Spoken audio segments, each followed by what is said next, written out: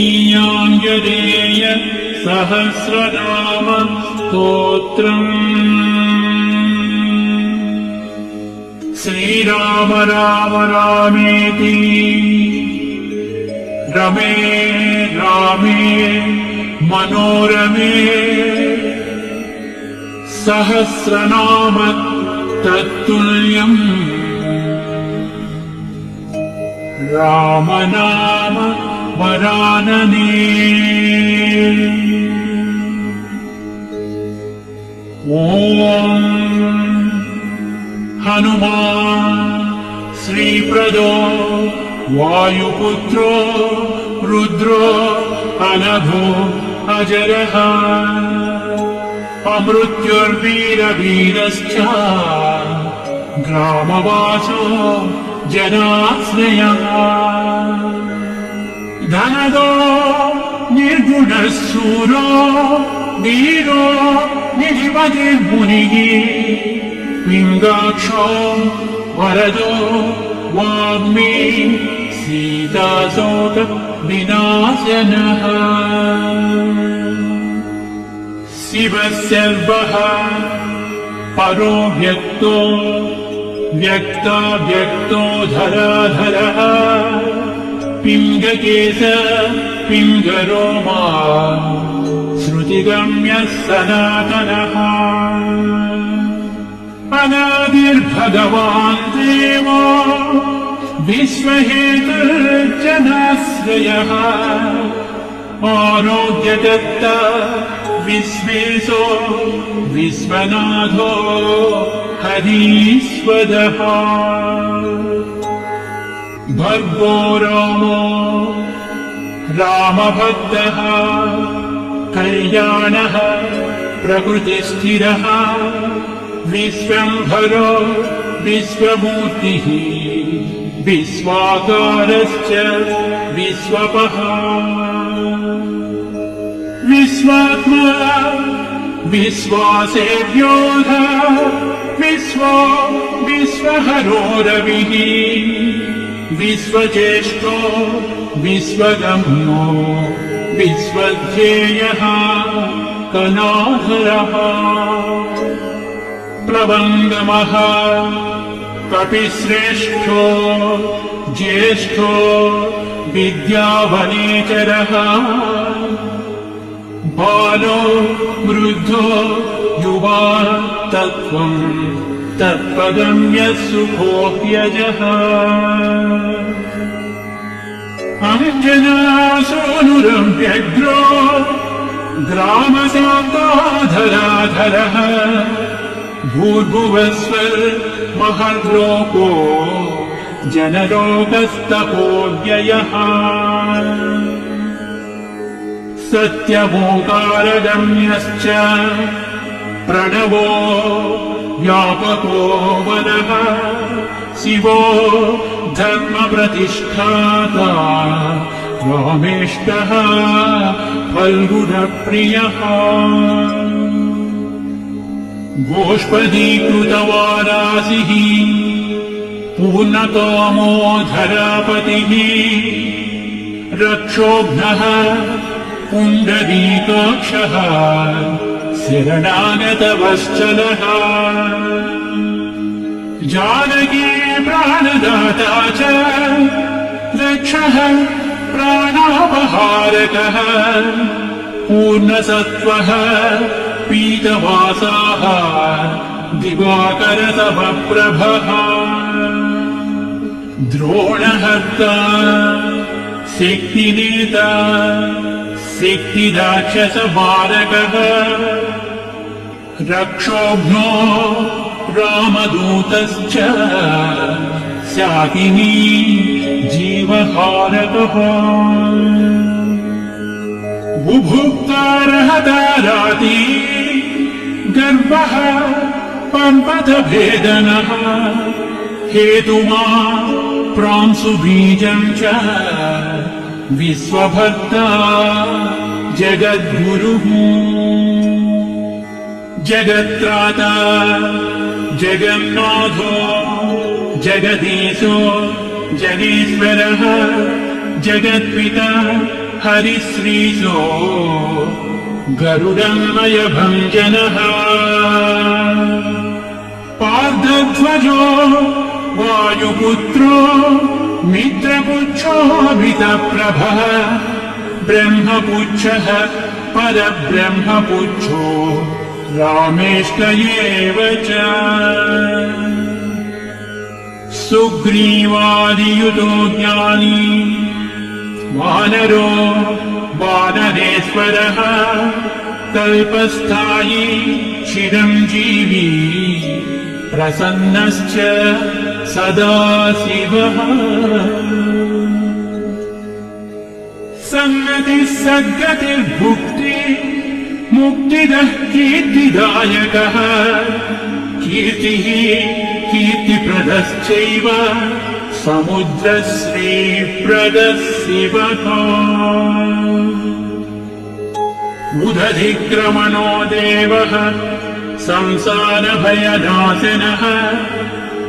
वार्धिबन्धनकृद्विश्वजेता विश्वप्रतिष्ठितः लङ्कारिः कालपुरुषो लङ्केशे गृहभञ्जनः भूतावासो वासुदेवो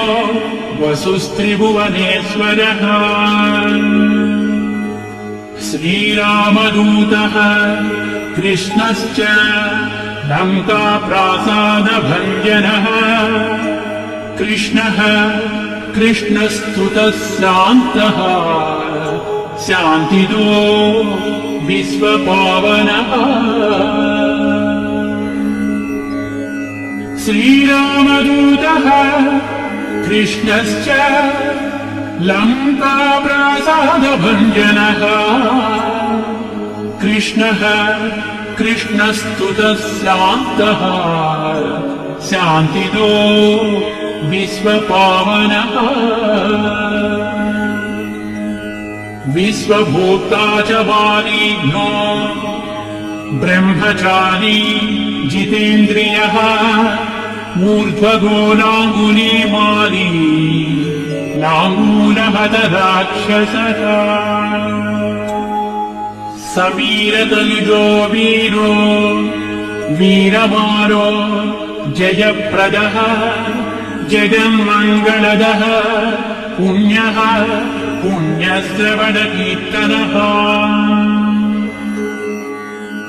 पुण्यकीर्तिः पुण्यगतिः जगत्पावनपावनः देवेशो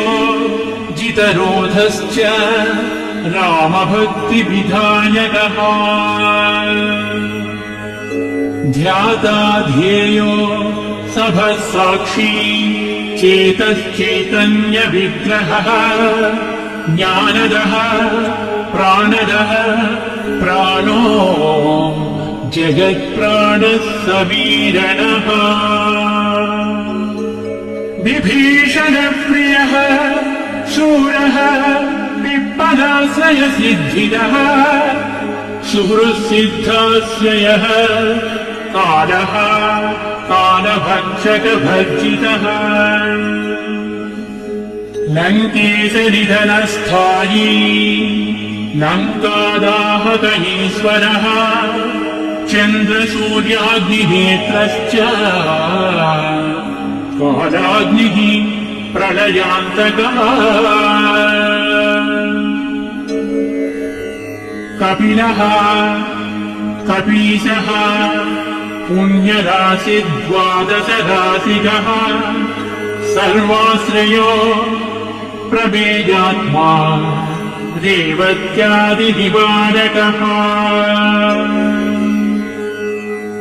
लक्ष्मणः प्राणदाता च सीताजीवनहेतुकः रामध्येयो ऋषिकेशो विष्णुभक्तो जटीबली देवानिदर्पः होता कर्ता हर्ता जगत्प्रभुः नगरग्रामपालश्च शुद्धो बुद्धो निरन्तरः निरञ्जनो निर्विकल्पो गुणातीतो भयङ्करः हनुमांश्च दुराराध्य सप्तः साध्यो अमरेश्वरः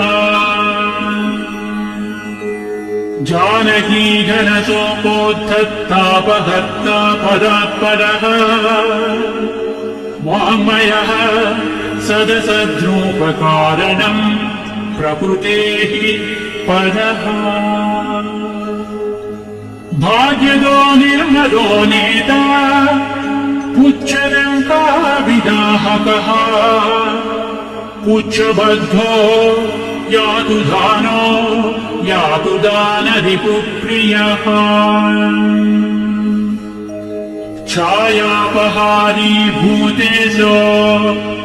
लोकेशः सद्गतिप्रदः प्लवङ्गमेश्वरः क्रोधः क्रोधसंरक्तलोचनः क्रोधहर्ता तापहर्ता भक्ता भयवरप्रदः भक्तानुकम्पी विश्वेशः पुरुहूतः पुरन्दरः अग्निर्विभावसुर्भास्मान् यमो निर्वृतिरेव च वरुणो वायुगतिमान् वायुः कौबेरईश्वरः रविश्चन्द्रः कुजः सौम्यो गुरुः काव्यः शनैश्चरः राहुः केतुः मरुधोता धाता हर्ता समीरकः मसगीकृतदेवारिः दैत्यानिर्मधुसूदनः कामः कपिः कामपालः कपिलो विश्वजीवनः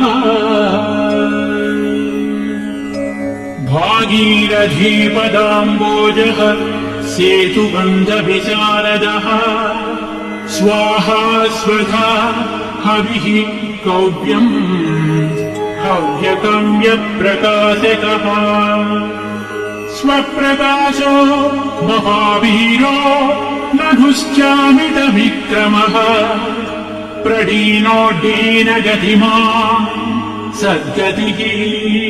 पुरुषोत्तमः जगदात्मा जगद्योनिः जगदन्तो ह्यनन्तकः विपाप्मा निष्कलङ्कश्च महदहङ्कृतिः खम् वायुः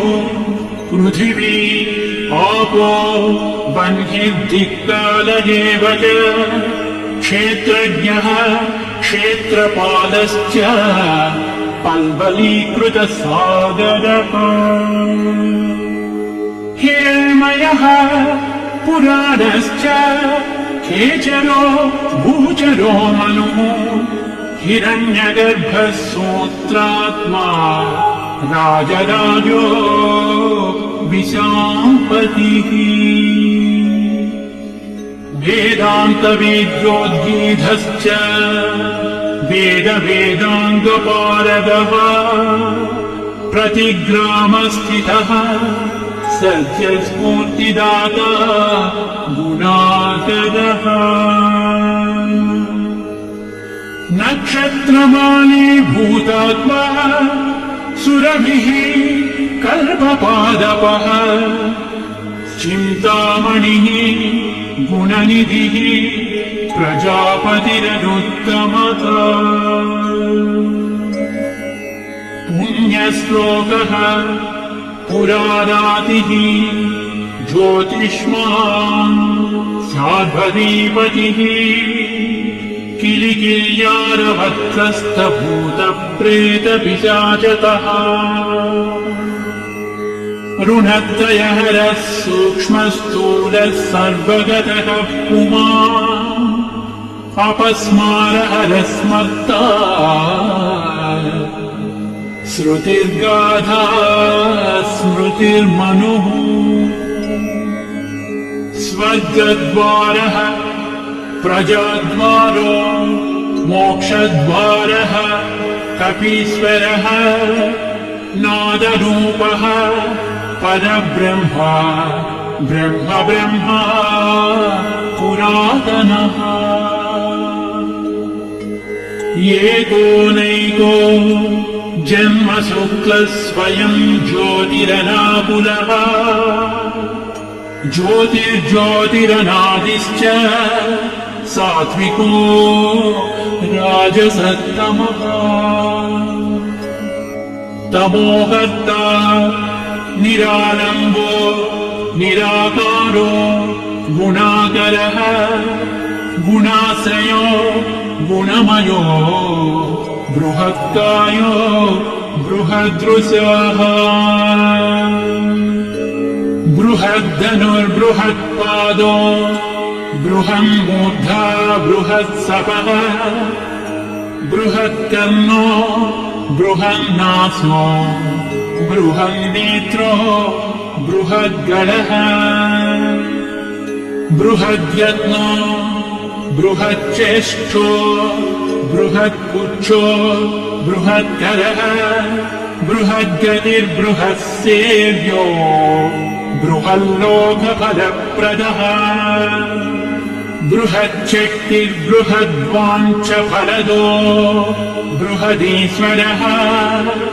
बृहल्लोकनुतो द्रष्टा विद्यादाता जगद्गुरुः देवाचार्य सत्यवादी ब्रह्मवादी कलाधरः सप्तपातालगामी च मलजाचल संश्रयः उत्तराशास्थितः श्रीदो दिव्यौषधवशः खगः शाखामृगः कपीन्द्रश्च पुराणश्रुतिसञ्चरः चतुरो ब्राह्मणो योगी योगगम्यः परात्परः अनादिनिधनो व्यासो वैकुण्ठः पृथिवीपतिः पराजितो जितारातिः सदानन्दश्च ईशिता गोपालो गोपतिर्भोक्ता कलिः कालः परात्परः मनोवेगी सदा योगी संसारभयनाशनः तत्त्वदाता च तत्त्वज्ञः तत्त्वं तत्त्वप्रकाशितः शुद्धो बद्धो नित्यमुक्तो युक्ताकारो जयप्रदः प्रलयोमितमायाश्च मायातीतो विमत्सरः मायानिर्जितलक्षश्च मायानिर्मितभिष्टभः मायाश्रयश्च निर्लेपो मायानिर्वञ्चक सुखः सुखी सुखप्रदो नागो महेशकृतसंस्तवः महेश्वरः सत्यसन्धः शरभः कलिपावनः रसोरसज्ञः सम्मानः तपश्चक्षुश्च भैरवः घ्राणो गन्ध स्पर्शनं च स्पर्शोऽहङ्कार मानदः नेति नेतीति गम्यश्च वैकुण्ठभजनप्रियः गिरीशो गिरिजाकान्तो दुर्वासाः कविरङ्गिराः भृगुर्वसिष्ठः च्यवनस्तुम्बुरुन्नारदो मलः विश्वक्षेत्रम् विश्वबीजम् विश्वनेत्रश्च विश्वपः याजको याजमानश्च पावकः पितरस्तदा श्रद्धा बुद्धिः क्षमा तेन्द्रामन्त्रो मन्त्रयुतस्वरः राजेन्द्रो भूपतिः कण्ठमाली संसारसारथिः नित्यः सम्पूर्णकामश्च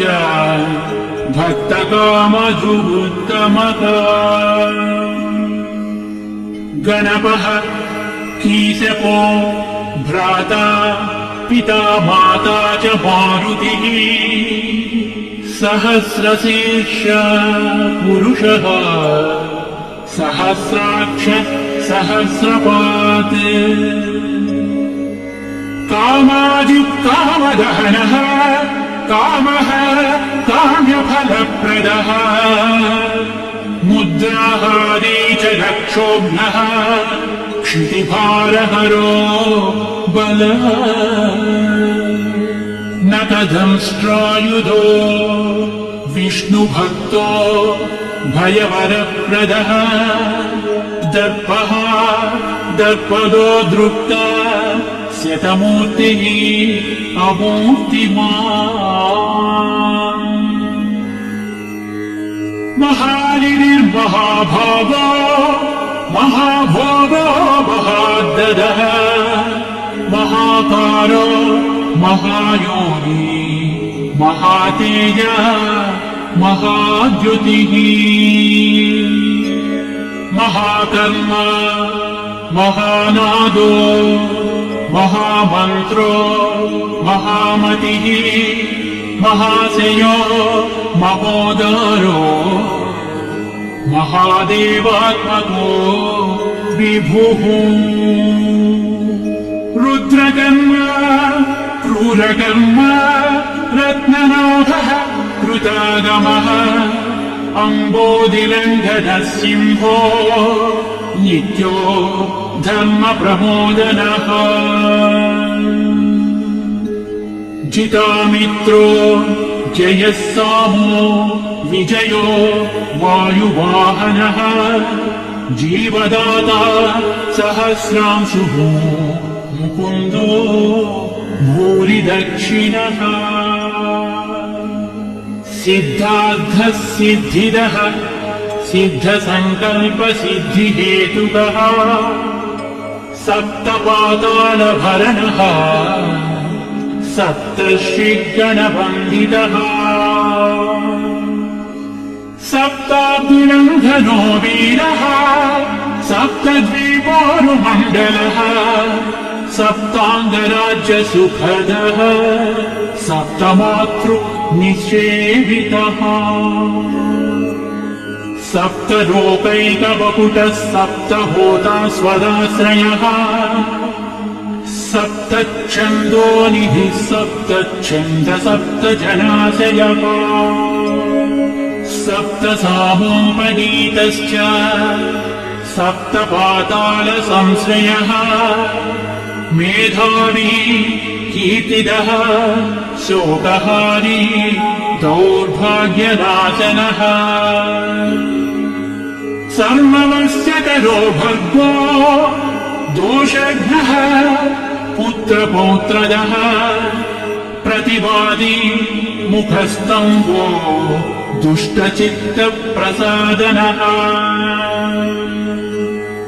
पराभिचारशमनो दुःखघ्नो बन्धमोक्षदः नवद्वारपुराधारो नवद्वारनिकेतनः नरनारायणस्तुत्यो नरनाथो महेश्वरः मेखली कवची खड्गी ब्राजिष्णुर्विष्णुसारथिः बहुयोजन विस्तीर्णपुच्छः पुच्छहतासुरः दुष्टग्रहनिहन्ता च पिशाचग्रहघातुकः बालग्रहविनाशी च धन्वो नेता कृपाकरः उग्रकृत्योग्रवेगश्च उग्रनेत्रः शतक्रतुः शतमन्युस्तुतस्तुत्यः स्तुतिस्तोता महाबलः समग्रगणशाली च व्यग्रो रक्षो विनाशकः रक्षोघ्नहस्तो ब्रह्मेशः श्रीधरो भक्तवत्सलः मेघनादो मेघरूपो मेघवृष्टिनिवारकः मेघजीवनहेतुश्च मेघश्यामः परात्मकः समीरतनयोगोद्धा तत्त्वविद्या विशारदः अमोघो अमोघवृद्धिश्च इष्टदो अनिष्टनाशकः अर्धो अर्धापहारी च समर्थो रामसेवकः अब्धिधैर्यसुरारातिः पुण्डरीकाक्ष आत्मभूः सङ्कर्षणो विशुद्धात्मा विद्याराशिः सुरेश्वरः अचलोद्धारको नित्यसेतुकृद्रामसारथिः आनन्दः परमानन्दो मस्त्यः कूर्मो निधिश्यमः वराहो नारसिंहश्च वामनो जमदग्निजः रामः कृष्णः शिवो बुद्धः कल्की रामाश्रयोहरः नन्दी भृङ्गी च चण्डी च गणेशो गणसेवितः कर्माध्यक्षः सुराध्यक्षो विश्रमो जगतां पतिः जगन्नाथः कपिश्रेष्ठः सर्ववासः सदाश्रयः सुग्रीवादिस्तुतः शान्तः सर्वकर्मप्लवङ्गमः नखदारितरक्षश्च नखायुधविशारदः कुशलः सुधनः शेषो वासुकिस्तक्षकस्वरः स्वर्णवर्णो बलाढ्यश्च रामपूज्यो घनाशनः कैवल्यदीपः कैवल्यो गरुडः पन्नगोगुरुः कियारावहताराति गर्वः पर्वतभेदनः वज्राङ्गो वज्रवेगश्च भक्तो वज्रनिवारकः नखायुधो मणिग्रीवो ज्वालामाली च भास्करः प्रौढप्रतापस्तपनो भक्ततापनिवारकः शरणं जीवनं भोक्ता नानाचेष्टो ह्यचञ्चलः सुस्वस्थोष्टास्यः दुःखशमनः पवनात्मजः पावनः पवनः कान्तो भक्तागः सह नोबलः मेघनाद रिपुर्मेघनाद संहृत राक्षसः क्षरोक्षरो विनीतात्मा वानरेशः सतां गतिः श्रीकण्ठः सितिकण्ठश्च सहायः सहनायकः अस्तूलस्त्वननुः भर्गो देवः संहृतिनाशिनः अध्यात्मविद्यासारश्च अध्यात्मकुशलः सुधीः अकल्मषः सत्यहेतुः सत्यगः सत्यगोचरः सत्यगर्भः सत्यरूपः सत्यम् सत्यपराक्रमः अंजना प्राणलिङ्गश्च वायुवंशोद्भवः सुधीः भद्ररूपो रुद्ररूपः सुरूपश्चित्ररूपधृत् मैनाकवन्दितः सूक्ष्मदस्य नो विजयो जयः क्रान्तदिग्मण्डलो रुद्रः प्रकटीकृत विक्रमः कम्बुकण्ठः प्रसन्नात्मा ह्रस्वनासो वृकोदरः लम्बोष्टः कुण्डली चित्रवाली योगविदाम्बरः विपश्चित्कविरानन्द विग्रहो अनन्यशासनः फाल्गुनीसूनुरव्यग्रो योगात्मा योगतत्परः योगवेद्यो योगरक्तो योगयोनिर्दिगम्बरः अकारादिक्षकारान्त वर्णनिर्मित विग्रहः उलूखलमुखः सिंहः संस्तुतः परमेश्वरः श्लिष्टजङ्घः श्लिष्टजानुः श्लिष्टपाणिः शिखाधरः सुशर्मामितशर्मा च नारायणपरायणः जिष्णुर्भविष्णुरोजिष्णुर्ग्रजिष्णुस्तानुरेव च हरिरुद्रानुकृद्वृक्षकम्पनो भूमिकम्पनः गुणप्रवाहसूत्रात्मा वीतरागस्तुतिप्रियः नागकन्याभयध्वंसी रुक्मवल्लभ कपालभृत् अनाकुलो भवोपायो नपायो वेदपालकः अक्षरः पुरुषो लोकनाथो रक्षः प्रबुद्धृढः अष्टाङ्गयोगफलभू सत्यसन्धः पुरुष्ठुतः श्मशानस्थाननिलयः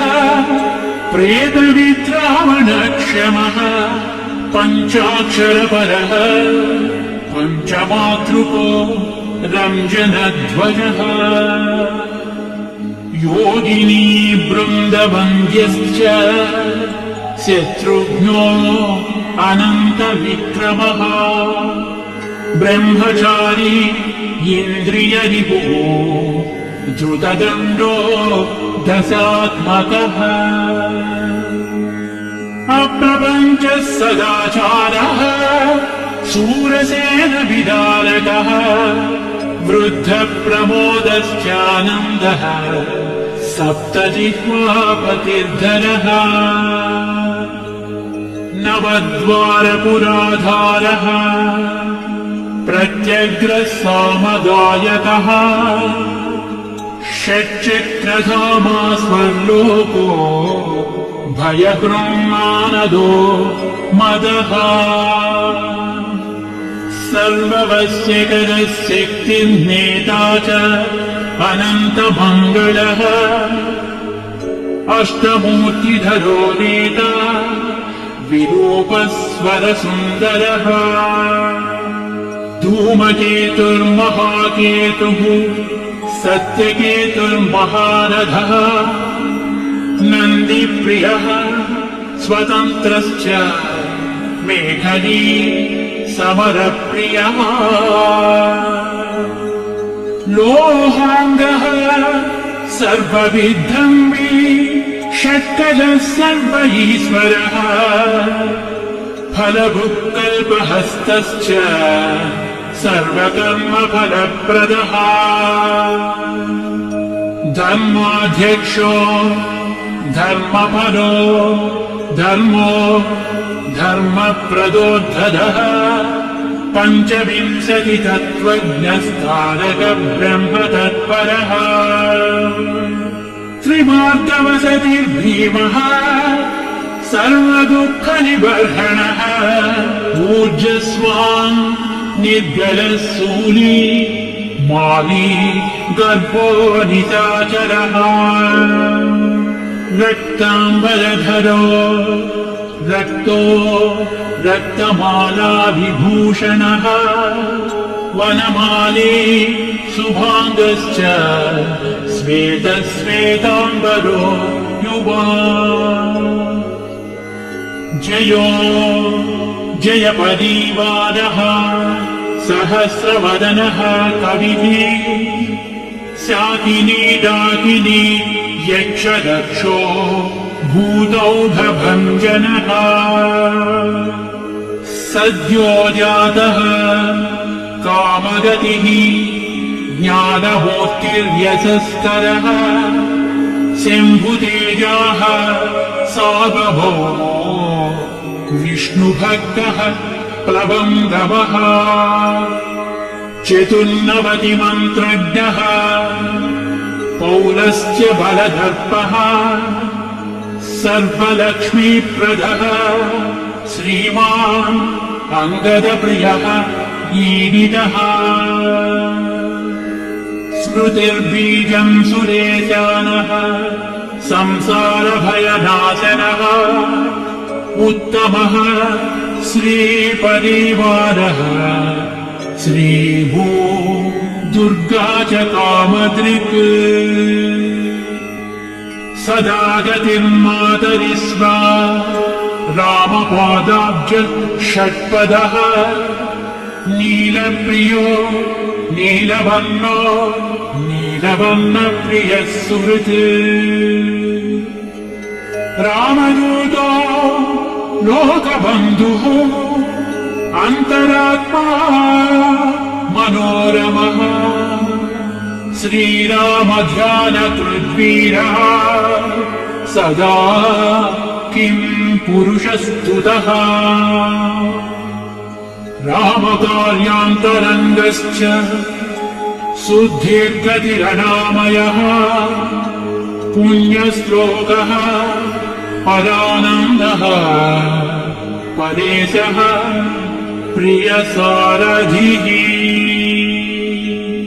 लोकस्वामी मुक्तिदाता सर्वकारणकारणः महाबलो महावीरः पारावारगतिर्गुरुः समस्तलोकसाक्षी च समस्तसुरवन्दितः सीता समेत श्रीरामपाद सेवा दुरन्धरः समस्तलोकसाक्षी च समस्तसुरवन्दितः सीता समेत श्रीरामपाद सेवा दुरन्धरः श्री आञ्जनेय सहस्रनामस्तोत्रम् सम्पूर्णम् श्री आञ्जनेय